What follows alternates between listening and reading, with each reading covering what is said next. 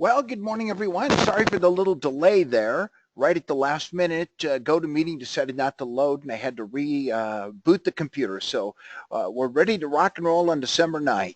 So what I want to talk about today is what kind of business to start or to buy. And I know a lot of us many times think that maybe there's something else we could be doing that would be more fun or a second business to start. My accountant told me that every one of his most successful clients all have two corporations, and so they can work back and forth between the two. That actually has worked out pretty well for us this year. It's kind of interesting. Because of Frank Dodd, we're in a personal, unique situation. Because of Frank Dodd, uh, capital gains doesn't count when you apply for a mortgage. You've heard me bring this up in the past, and that we had to borrow hard money to buy our last house. First time I've ever had, I got turned down for a mortgage in 40 years, and uh, that's with the 800 credit rating. But I got turned down for the mortgage because over half our income comes from capital gains. So we had to go in and reclassify um, 50,000 of our capital gains as ordinary income and pay the extra tax between cap gains and ordinary income rates, so that we could show on our tax return that we made enough money to make a $2,000 house payment. Uh, they didn't even seem to care that I've been making $22,000 house payments for 14 years in California, but a $2,000 house payment, maybe I can't handle that because cap gains doesn't happen every year. Well, thanks a lot, Obama and Frank Dodd. Okay, well, that's half the story. Now, here's the new half. Obamacare is such a disaster. The state of Arizona lost their biggest insurance carrier, Humana. They're pulling out of the state. So now we have to buy through the exchange. It's the only place left is in the exchange. But get this, if I make over 100,000 a year, my premium is 2,500 a month. So if I make 75,000 a year, my premium is $600 a month. Well, guess how much I'm going to make in 2017? I'm gonna, I'm going to, because I have multiple corporations, I'm going to be able to reduce my income. I'm going to do it in 2017. My paycheck is going down to 75,000 a year, and then I'll just borrow what I need to buy groceries over the next 2 years or 3 years until I qualify for Medicare, and then I can go back to taking a regular paycheck. But isn't that a lot of jacking around? I had to fool around to get my income up because of Frank Dodd, and then the following year, the very next year, I got to fool around and drive my income down because in Arizona, Obamacare's ruined the health insurance industry, and there's one carrier left. How bizarre. Anyway, I guess America had something to say about that in the last election, and that's that, and we'll go on. So today, let's talk about the value of opening a second business, what kind of business that might be. Here is the number one rule for looking at or for a business. Find a problem and fix it. What keeps you up at night? In 1994 and 95, I turned in my QuickBooks file to my CPA for my tax return, and he called me up and said, I don't know what this is, but I have to redo your entire year's bookkeeping. And of course, I'm grumbling about that. But he does the entire thing over. He has a bookkeeping service on the side run by his wife, and she goes in and reclassifies everything. I pay a couple of $1,000 for that. And so he can do the tax return. And that was because interestingly, my first wife, Penny, was doing the work. Now she's a QuickBooks expert, but I can tell you in 94 and 95, she was below the level of novice. And here's the reason I know that is because in 1995, he called me and said the exact same thing. I don't know what this is, but it's not QuickBooks. And it's like, dude, what did we made the same mistake as last year, and so I had to pay to do everything over. But I went in and told Penny, I said, "This is nuts. I want to write a training program for small business owners on how the bookkeeper can use QuickBooks." And we started Bridge 21. So I had a problem, and the problem was bugging me. It was keeping me up at night. And so we started Bridge 21, and we ran that very successfully for 5, 6 years, and then sold it to a group of our customers who now call it QB Express. And then so what happened was I had a problem and I couldn't find the right solution for my problem, so I started a business to solve it. And the same thing then happened again in 1997. I had my third bookkeeper quit in 2 years. It was driving me crazy that I couldn't do retention, and so I decided to outsource it. And the outsourcing process was very convoluted and difficult. There was no technology to make it work. And it took us about 2 years to figure out how to smoothly get a local bookkeeping company to do our books. But our program became so successful for us that in 1998, we started teaching other accounting firms how to offer full-service outsourced bookkeeping. And, we call those kind of problems pigs. Pigs are, they seem to come home and they get comfy and they stay forever. But we don't need them to stay forever. If something's keeping you up at night, then I think you better start thinking about how are we going to get rid of this pig. And then, if it is a pig, if I started a business to solve this problem I've got, what are other people doing? And so one of the things I would recommend that you do is to start keeping a list of your pigs, of course, things that come to your desk that you don't like the I've got to go down to the drugstore once a month to fill my prescription, or I have to make collection calls, or I have to do data entry into bookkeeping, or I have to send out an email newsletter every week. What is a pig? You don't like doing it. It's a problem. Other people have that problem. That could very well be a business opportunity. And sometimes they're just small things that bug you. Like when I was 26, I couldn't buy a desk. I had a little business in Wyoming, and I guess I was 23. I was a little bit younger. I couldn't buy a used desk. It was $200 at the office supply store. They sold a brand new one sitting right next to it for $250. And I thought, there's something wrong with this. That desk should be $100, not $200. And so I started a used office furniture equipment, buying truckloads of old gray office furniture from the Rust Belt, and drove it out to Wyoming.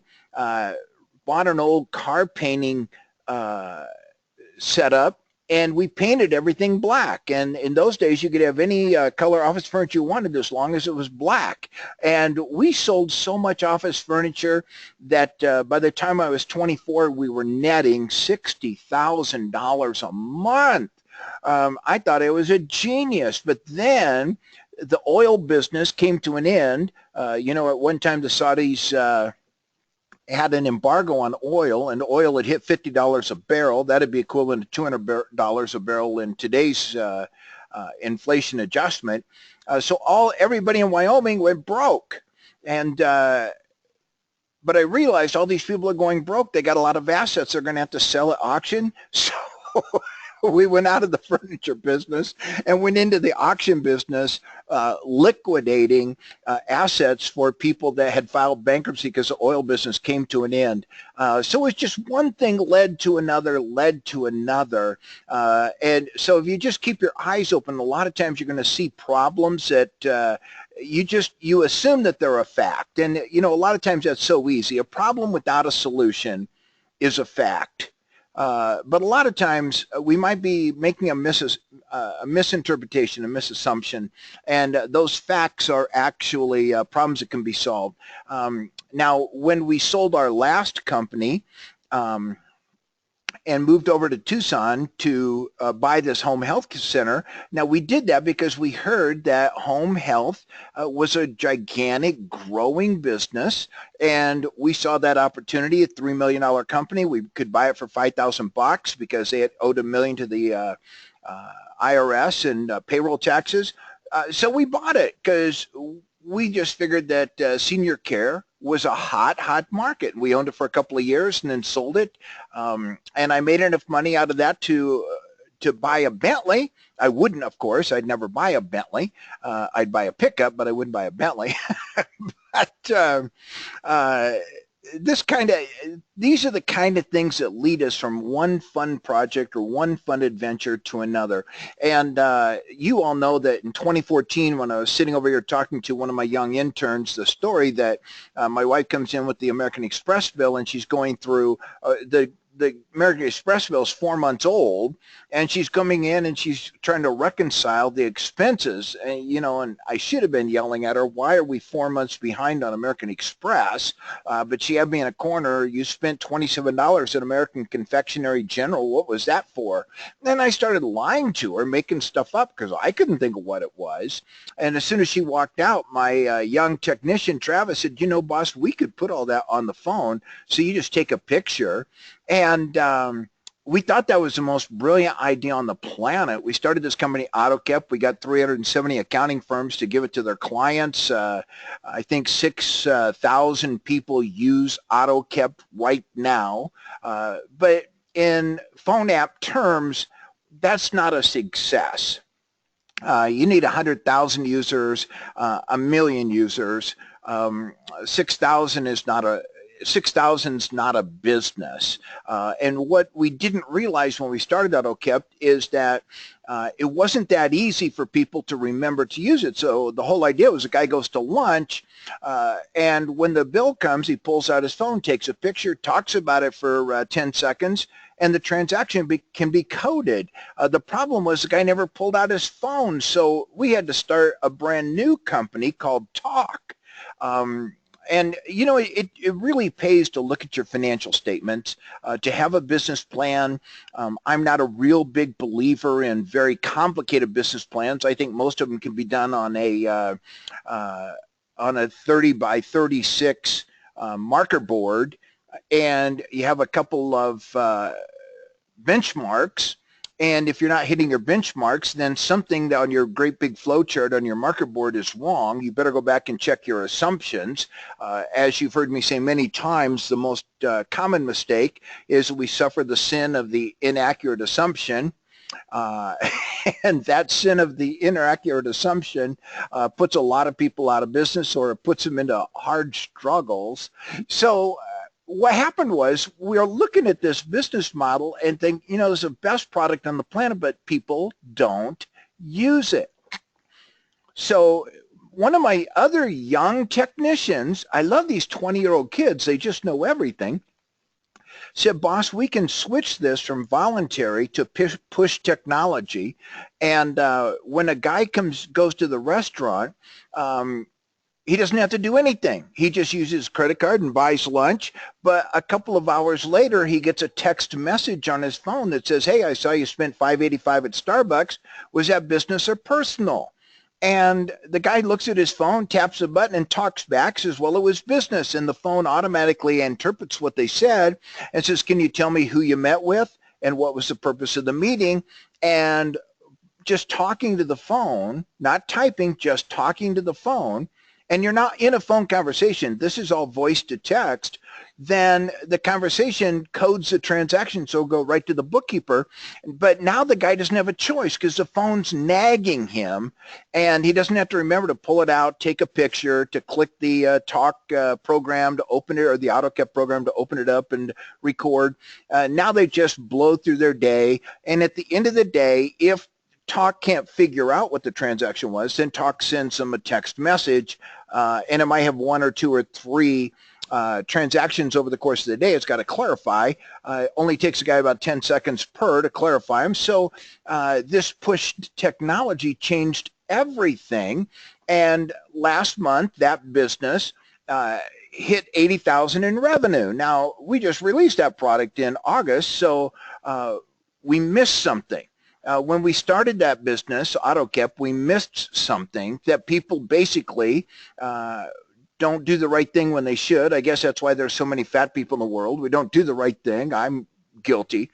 But we changed the problem, and then we came up with something called Automatic. This is one of the sweetest little add-ons ever. This little thing on the screen right now is just it's called a dongle or a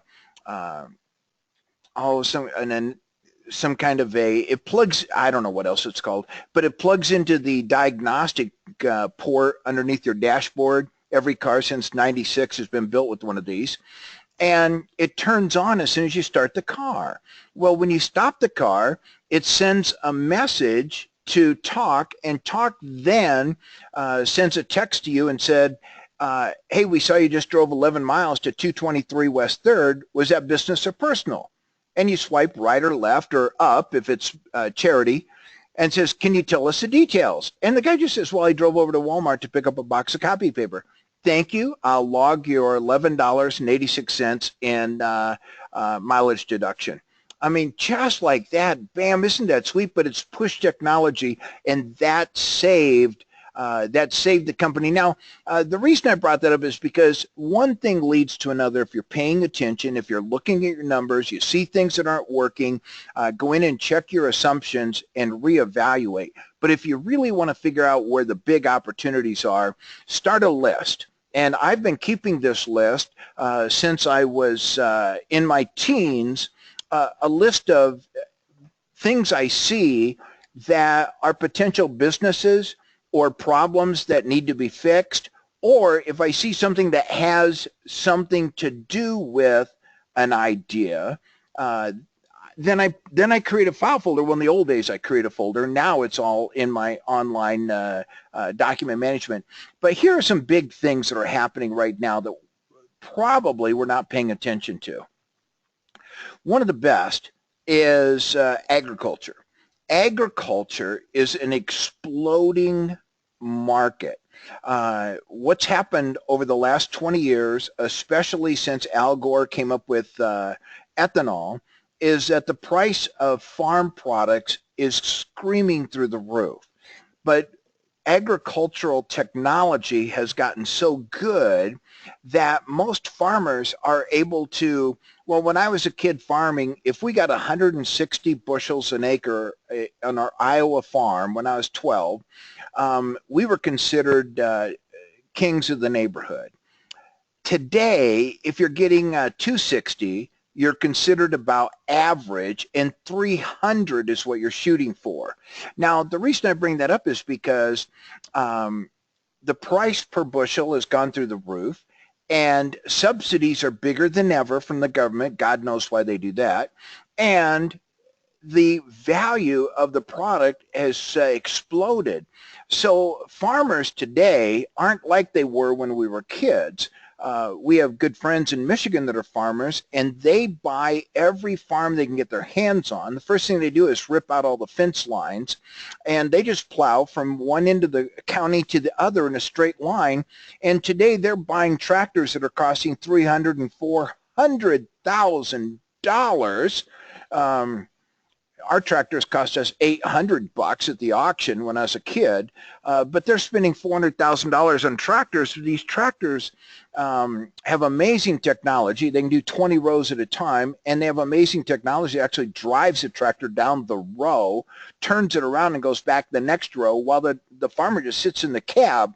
And the reason I bring this up is because farmers are rolling in cash. Every time I hear Willie Nelson's going to do another farm aid concert, I roll my eyes and say, well, who's he going to help? Because the farmer's doing damn good. Anyway, if you have an idea of something that farmers need to buy, this is a project that I would investigate further, because these guys have buying power and almost nobody ever calls on them. But here's another one. Home construction is about to explode. As a matter of fact, in October, the number of home permits that were pulled went up 25% over the year previous. Now, there's a reason for that, two reasons really. Number one, the value of individual homes has been going up. And some people will point out that, well, loans are easier to get, which I think is bogus. But the bottom line is it's supply and demand. When the recession hit in '08, home construction screamed to a halt. And even today, you can drive around in most communities, and there are not many new homes being built. Not anything like it was in 2005 and 2006. Well, that's about to change because A, the supply and demand is caught up and there's no supply, so people are going back in the home building business. And B, we've got a new president. And this new president is a builder, and this builder loves to support the industry that builds. And the people he's filling his cabinet up with are all builders of some sort in some industry or something. So it is a great time for home construction business. And you know, I don't know anything about the infrastructure building. Every president walks in and says, I'm going to spend $1 trillion on infrastructure. So I just roll my eyes when I hear the infrastructure thing. But I do know that home building is going to explode. Now, here's another one. The marijuana business. Now, I would highly question going into this because it's still illegal federally. But they just made this legal in California for recreation. There are going to be millionaires made hand over fist in this industry, either growers or sellers or transporters. And if you're on the phone today and you're an accountant, even people that do bookkeeping for marijuana growers, because they have some really unique problems. They cannot tax deduct any of their business expenses, so because of federal law.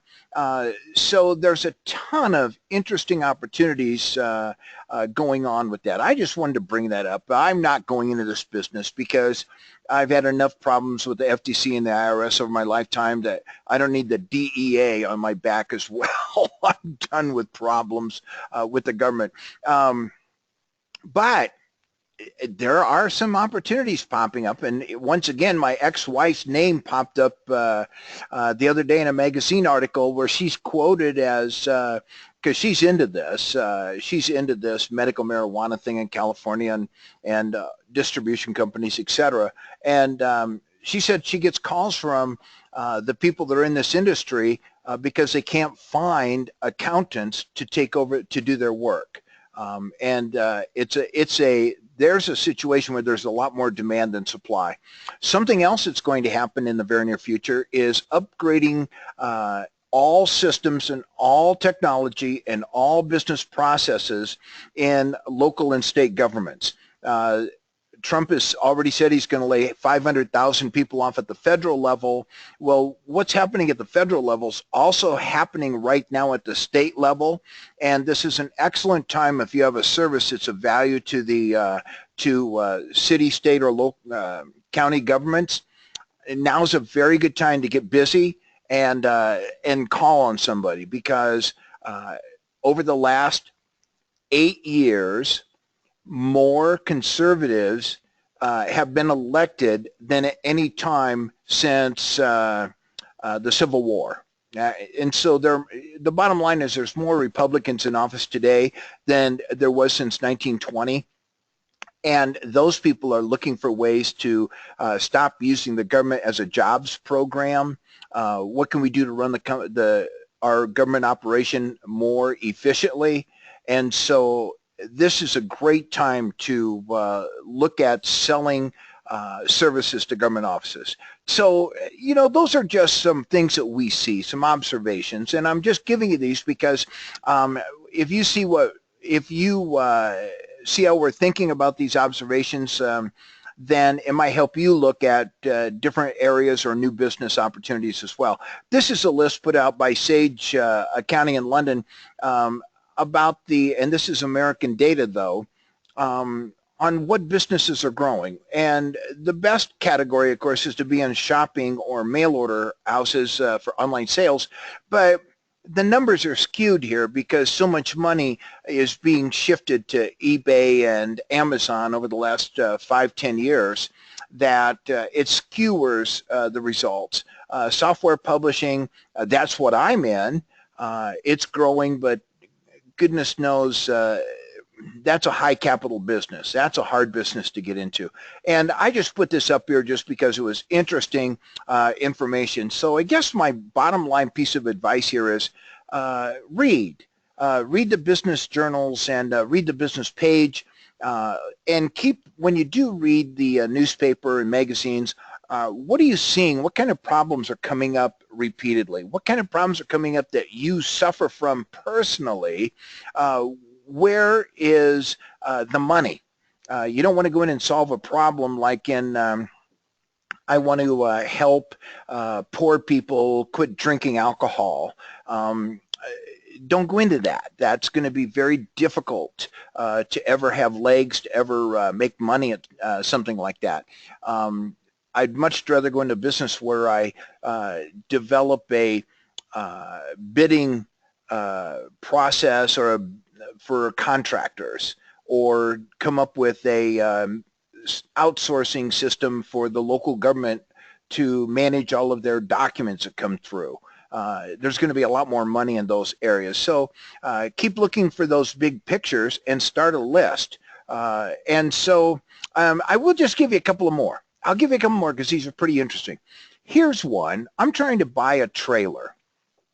And I need a 20-foot car trailer so I can haul lumber up to my ranch to build the barn, because we want rough cut lumber from the mills that are 200 miles north of here in northern Arizona to make it look old and ranchy. So we've got to go get that ourselves or bring it down by the semi. So I need a trailer, but here's something I found out. A used 18 or 20-foot trailer that'll haul lumber or a wrecked up car is $2,000. A brand new one is $2,400. I don't know where the business opportunity is there, but something's out of skew. This guy selling this 10-year-old trailer is actually selling it more than he paid for it brand new back in 2006. I don't know what that means, but it means that there's a bigger demand for trailers than there is used trailers coming on the marketplace. And here's another reason why I wanted one. This is an aged Cadillac, a 53 Cadillac that I have in my barn. And I'm going to tell you the reason I bought it, because there is a gigantic demand for these cars right now if they're rehabbed. So I bought this old junker because it came up on eBay, and it's a convertible, and it went for about $4,500. And I knew that was a hell of a bargain, so I bought it and parked in the garage, much to my wife's chagrin. At least it's out in the barn. And but here's what I'm waiting for. Sometime in the next year, somebody's going to roll over their Escalade. And they're going to have a brand new Escalade, and it's going to roll over and total the car out. And so I'm going to go buy that wrecked up Escalade for $20,000. And take the drivetrain out and put it in that Cadillac. And when I get done, that Cadillac, and I don't have to do any of this work. Hell, I don't even know how.